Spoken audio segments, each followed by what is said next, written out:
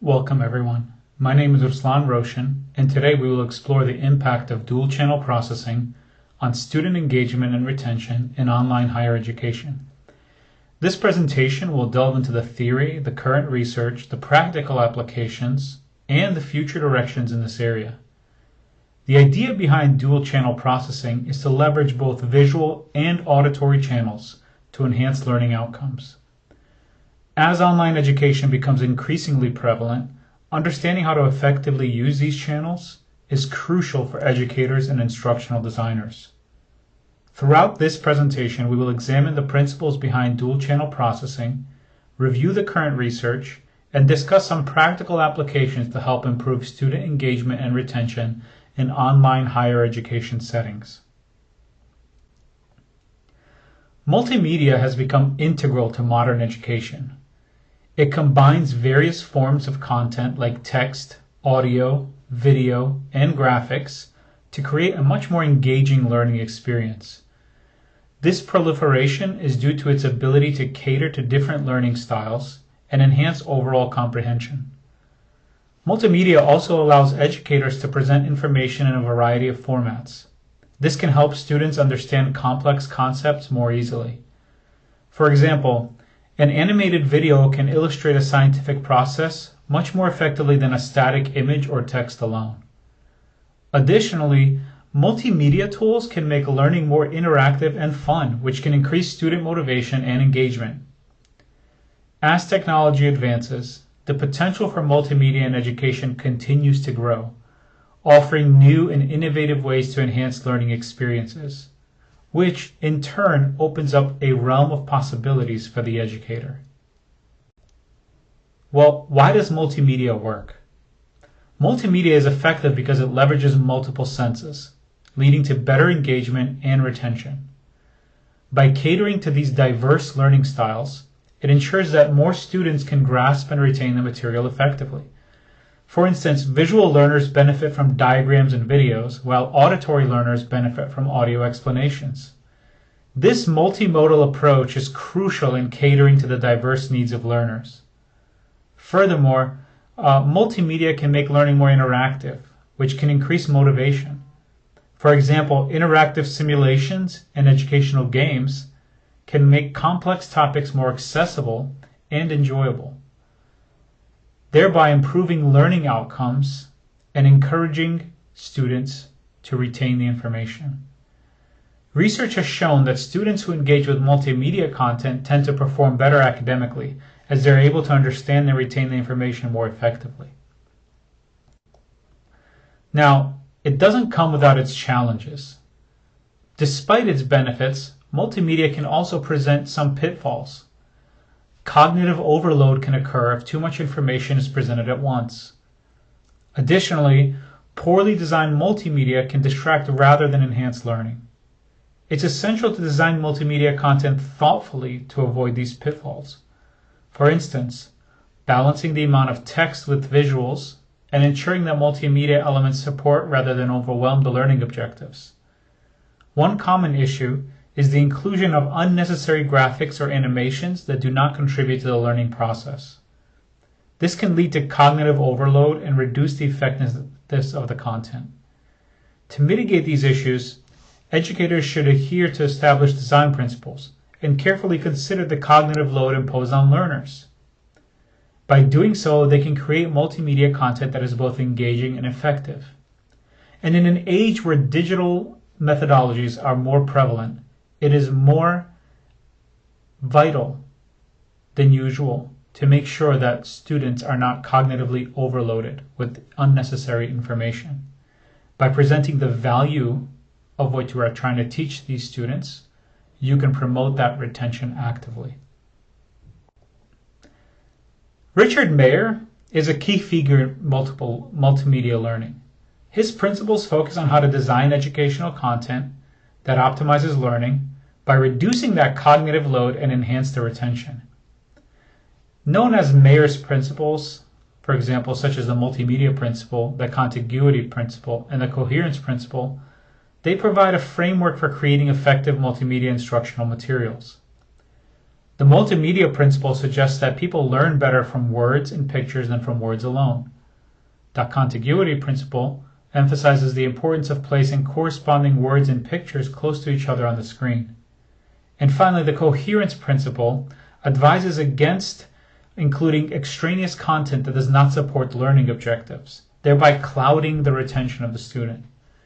These principles have been widely adopted in educational settings to improve learning outcomes.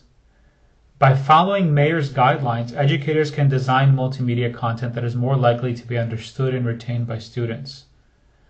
Of course, as the digital age progresses and as instructional materials get more technologically involved, more people will start coming out with studies, as we will consult with some of them later. Now, let's delve a little bit into dual channel processing theory. Dual channel processing theory, proposed by Paivio, suggests that we have separate channels for processing visual and auditory information. Utilizing both channels can enhance cognitive processing and improve learning outcomes. This theory is foundational in understanding how multimedia can be used effectively in educational contexts. By leveraging both of those channels, we can reduce the cognitive overload and enhance memory retention. For example, when a learner watches a video that includes both spoken narration and relevant images, they're able to process that information more efficiently than if they were only reading text or only listening to audio, thereby isolating their cognitive power. This simultaneous processing of visual and auditory information helps to create a more complete understanding of the material.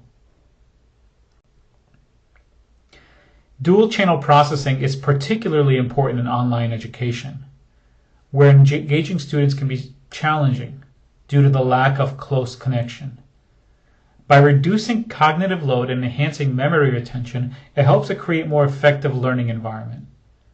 In online settings where face-to-face interaction is limited, leveraging multimedia effectively can bridge the gap and make learning more interactive and engaging. For instance, using videos, simulations, and educational games can make online courses more dynamic and appealing to students. Additionally, dual channel processing can help students better retain the information presented in online courses, leading to improved academic performance and higher retention rates. There are some cognitive benefits of dual channel processing. They're well documented. When information is presented through both visual and auditory channels, it reduces the cognitive load on each channel, allowing for better processing and retention of information. This is particularly important in online learning environments, where students often face cognitive overload due to the volume of information presented. By distributing the cognitive load across both channels, dual channel processing helps students better understand and remember the material. For example, a well-designed educational video that combines visuals and narration can help students grasp complex concepts more easily than just simply a text-based explanation alone. Current research indicates that dual channel processing significantly enhances student engagement and retention. Studies have shown that students who engage with multimedia content designed with dual channel principles tend to perform better academically. For instance, Mayer demonstrates that using both visual and auditory channels can improve memory retention and reduce cognitive load. Similarly, Seekin found that integrating visual and auditory information can enhance comprehension and retention across various educational contexts. These findings highlight the importance of leveraging dual channel processing in online education to optimize learning outcomes. Let's take a look at Seekin's study called Multimedia Learning Principles in Different Learning Environments. Seekin highlights the importance of multimedia learning principles in different environments. The study found that integrating visual and auditory information can significantly enhance comprehension and retention. His research underscores the relevance of dual channel processing in multimedia learning environments. He specifies that by leveraging both visual and auditory channels, educators can create more engaging and effective learning experiences. The study's findings align with the broader principles of cognitive theory, suggesting that dual channel processing can optimize the use of working memory, thereby improving learning outcomes. In the second study, Kavanaugh explored the application of dual-channel processing in online multimedia content by consulting some commonly available technologies that create online multimedia content.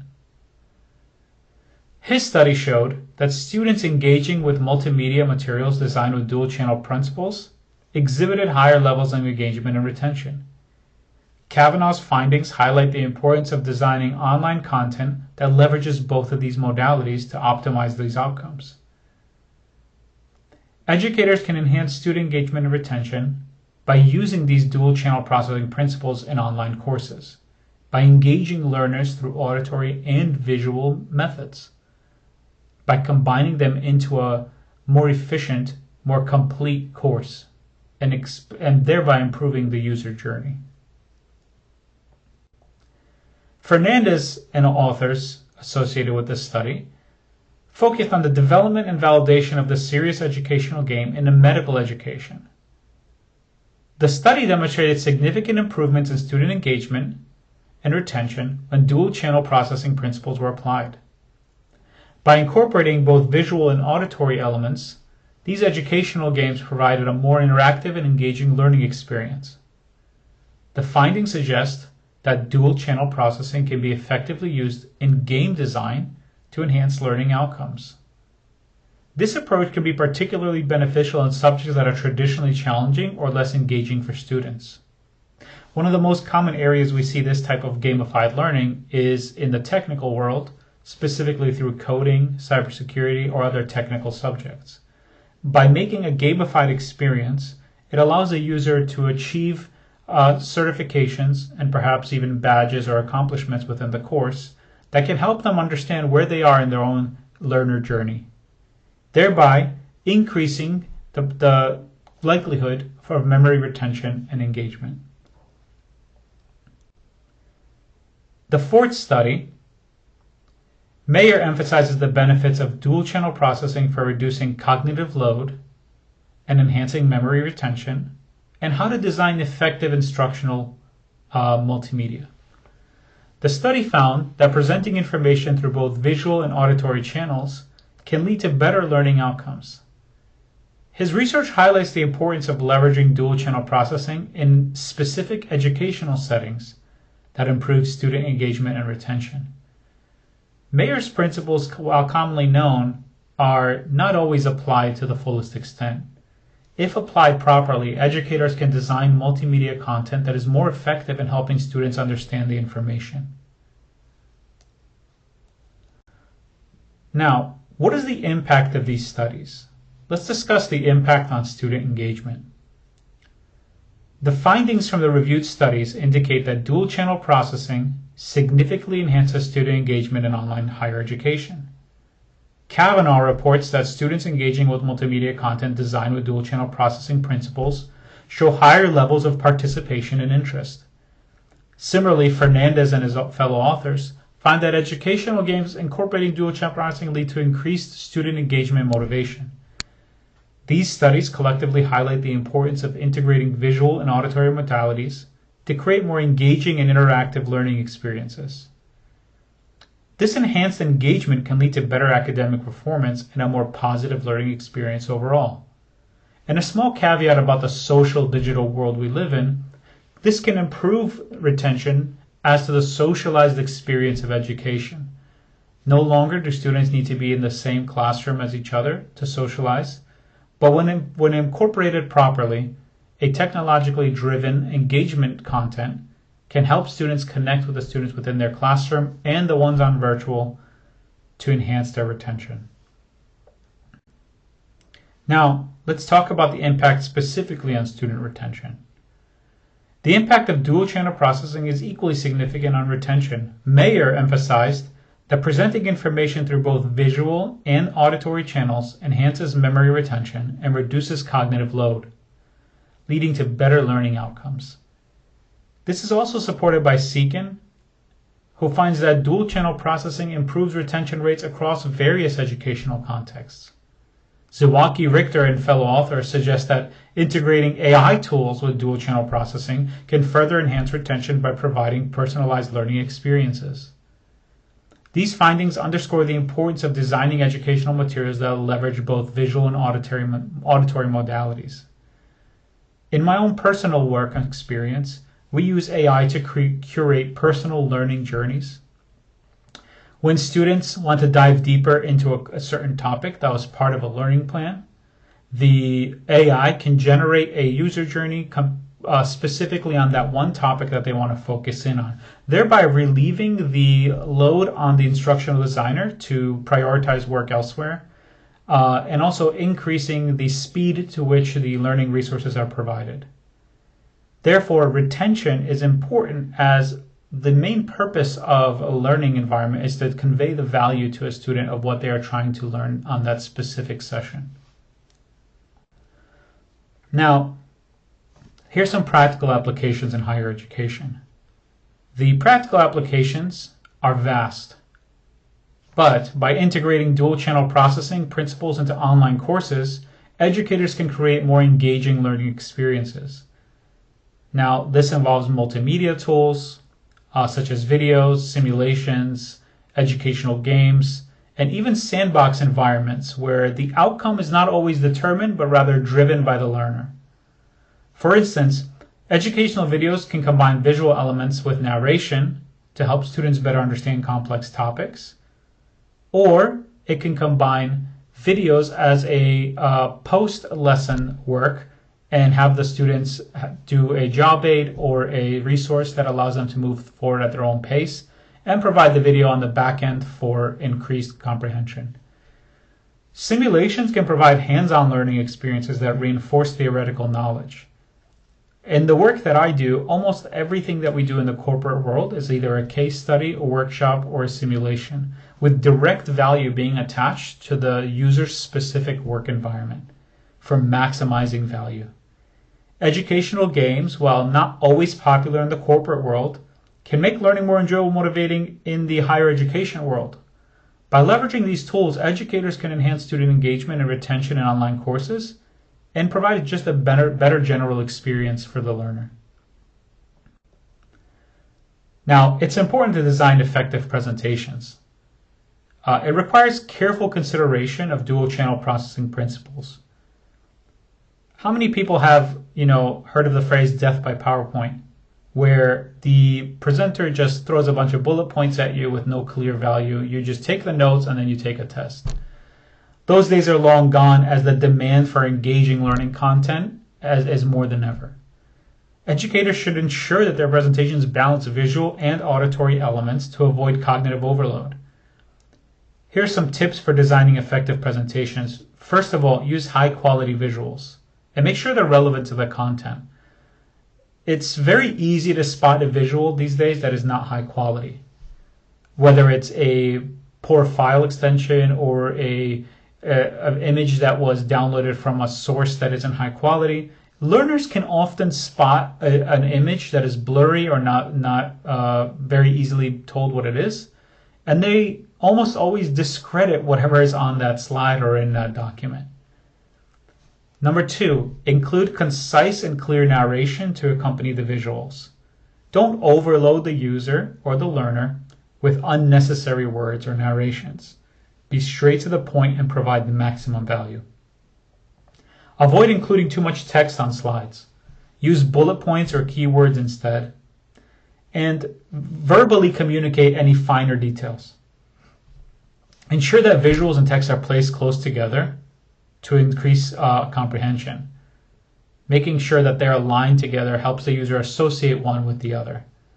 And using animations and transitions sparingly to avoid distraction. I will say, in the corporate environment, I've never seen an animation used even once, or a transition, specifically from a slide or PowerPoint perspective. It's almost always forgotten or not used. Even animations that are within a slide are not used as often. They just presented with all the information and the narrator walks you through what's important. What are the best practices for implementing dual channel processing? Specifically in online courses, it requires adherence to best practices. Some of these include pre-planning the multimedia content to ensure it aligns with learning objectives, That's important as you don't want to just throw in multimedia content wherever just because it's shiny or flashy. Number two, incorporating a mix of visual and auditory elements in the course materials, making sure that you're diversifying the learning a little bit so it doesn't become stale. Using interactive tools such as quizzes and simulations to reinforce learning. Even in the corporate world, there's knowledge checks along the way. Always checking comprehension and gathering data from the learner. Providing some clear instructions and guidance for students on how to use multimedia resources. I can't emphasize this one enough.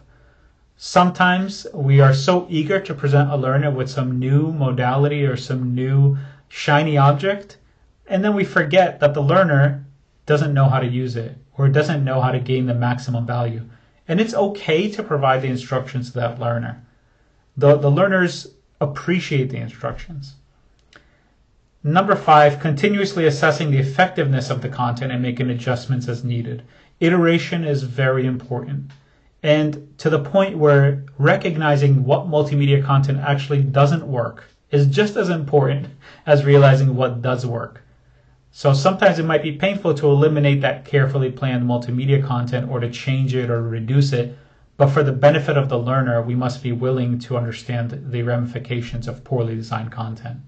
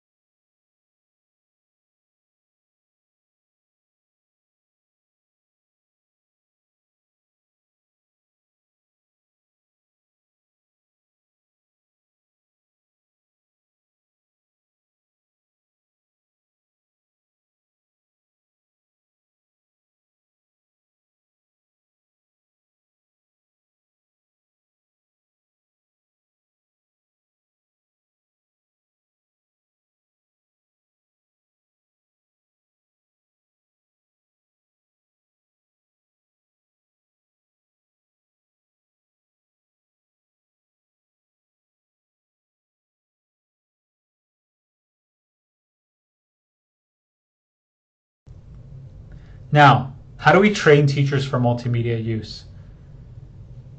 It's crucial for effective implementation because the teacher at the end of the day is the greatest tool that you have. As an instructional designer, as somebody who's providing this content, teachers need to understand how to design and deliver multimedia content because it is really up to them to launch effective training. So, when you design a training program for a teacher, you should include the following topics. What are the basics of dual channel processing theory? They need to know what it is, first of all, before they can apply it in the classroom. Design principles for creating the content. So once they know what dual channel is, they need to know how to design their content to meet that criteria. And make sure they have the tools and resources that are most common and available for multimedia content creation. There are some best practices for integrating them into online courses, whether that's a specific LMS, learning management system that specializes in multimedia integration, or whether it's a third-party provider that can help you out with that. Strategies for assessing the effectiveness of multimedia content should be considered as well. What do you do on the back end? How do you take the data that you've gotten from the student and how do you apply it to iterate on the content? There are some future research directions that should be considered. to understand the true impact of dual channel processing. First, the long-term effects on learning outcomes. Right? We can measure the short-term effects pretty quickly through knowledge checks or any kind of assessment. But what are those 2, 3, 4-year learning outcomes, and how can we measure dual channel processing role in it? Number 2, the impact of dual channel processing on different types of learners. For example, we have visual, auditory, and kinesthetic learners. How do we measure the impact on each separate one? The effectiveness of dual channel processing in different contexts. For example, as K-12, higher education, and in my case, corporate training. The integration of dual channel processing with other multimedia learning principles, such as segmentation and modality. Also, the role of technology in enhancing the effectiveness of dual channel processing. Technology is moving at such a rapid pace that many of us simply cannot keep up. A new tool pops up every week, seemingly. So what are those reliable tools, those time-tested and true tools that you can leverage to integrate dual channel processing more effectively? Future research needs to be done on that. Now, of course, other multimedia principles are possible, right? Dual channel processing does not exist in isolation. It can be integrated with other multimedia learning principles to enhance its effectiveness. For example, the segmentation principle suggests breaking down information into smaller chunks to reduce cognitive load. So if you combine dual channel processing with segmentation, educators can create more manageable and engaging learning experiences. That's almost always known as micro-learning, very common in the corporate world as well, as we deploy smaller chunks of learning. Similarly, the modality principle emphasizes the use of both visual and auditory channels. Integrating dual channel processing with the modality principle can further enhance learning outcomes by leveraging the strengths of both principles. By understanding how these principles interact, educators can design more comprehensive and effective multimedia content. In summary, dual channel processing significantly enhances student engagement and retention in online higher education. Research has shown that leveraging both visual and auditory channels can reduce cognitive load, enhance memory retention, and improve learning outcomes. As evidenced by studies, for example, from Seekin, who found that integrating visual and auditory information enhances comprehension and retention. Kavanaugh reported higher levels of engagement with dual-channel multimedia content specifically. Fernandez and his fellow authors demonstrated improvements in engagement and retention with educational games. And Mayer emphasized the benefits of dual-channel processing for reducing cognitive load as one that we should be focused on specifically. Now, the findings of this study have significant implications for educational practice. By integrating dual-channel processing principles into online higher education, we can improve these learning outcomes significantly. Now, this involves designing multimedia content that combines both visual and auditory information and reducing cognitive load. Educators should consider incorporating videos, simulations, and games into their online courses, leveraging the benefits of dual-channel processing. Now, again, we tread carefully there because we don't want to overload the user. We don't want to incorporate games just for the sake of saying, oh, look, we have a game in our learning. That's not very efficient. And almost always the learners can root that out pretty quickly. They'll even understand that, oh, this game is here simply to say that we put a game here. It doesn't really increase my retention. So we need to be careful and we need to be pointed. Additionally, ongoing training and professional development is crucial for educators, and they can help them effectively implement those principles. Whether that's an online course, a workshop, or a conference, educators can use these to create more engaging and effective learning experiences. I want to reemphasize that the educator is the ultimate tool. The educator needs to be motivated. They need to be given the proper resources to do their job correctly. No tool or multimedia content is going to fix a learning ineffectiveness on its own. It's all about how it's implemented by the educator. Reflecting on this research, several key takeaways stand out. For me personally, first, the importance of balancing visual and auditory information to reduce cognitive load and enhance retention is crucial.